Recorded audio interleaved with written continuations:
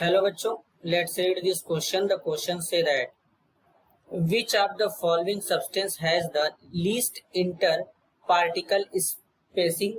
Option A ethanol, option B copper, option C ethanoic acid, option D oxygen. तो सबसे पहले समझेंगे बच्चों की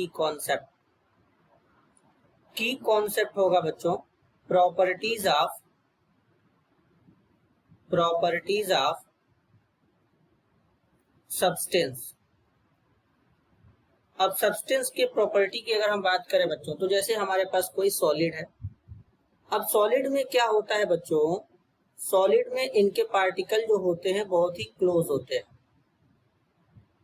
क्योंकि इनमें फोर्स ऑफ अट्रैक्शन क्या होता है, बहुत ही ज्यादा होता है सॉलिड में। लेकिन अगर हम यही केस लिक्विड में देखें तब, तो लिक्विड केस में क्या होता है, लिक्विड में जो पार्टिकल होते हैं वो थोड़े दूर दूर होते हैं। क्यों दूर होते हैं? क्योंकि इनके पार्टिकल के बीच में फोर्स ऑफ अट्रैक्शन क्या होता है बच्चों, थोड़ा कम होता है। लेकिन अगर हम यही गैस के केस में बात करें, तो गैस में पार्टिकल और भी दूर दूर होते हैं, क्योंकि इनमें क्या होता है, फोर्स ऑफ अट्रैक्शन यानी इंटरमोलिकुलर फोर्स जो होता है वो सबसे कम होता है। तो सबसे कम होगा, फोर्स जितना ज्यादा कम होगा स्पेस उतना ज्यादा होगा, और अगर इंटरमोलिकुलर फोर्स ज्यादा होगा तो स्पेस क्या होगा बच्चों, बहुत ही कम होगा।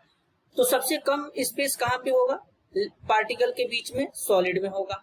अब यहां पर दिया है इथेनॉल, तो इथेनॉल क्या होता है बच्चों, एक लिक्विड होता है।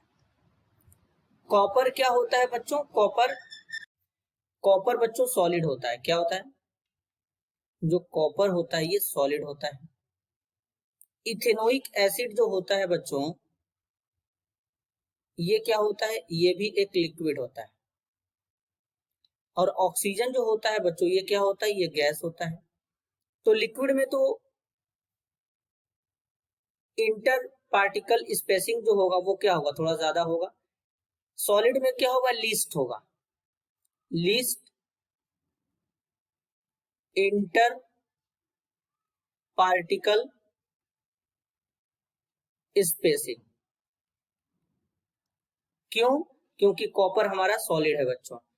और इसके बाद गैस में तो बच्चों बहुत ही ज्यादा स्पेस होगा। तो यहाँ पर लीस्ट इंटर पार्टिकल स्पेसिंग किसमें होगा, कॉपर में होगा। क्यों? क्योंकि कॉपर एक सॉलिड है, इसमें इंटरमोलिकुलर फोर्स ऑफ अट्रैक्शन ज्यादा होगा।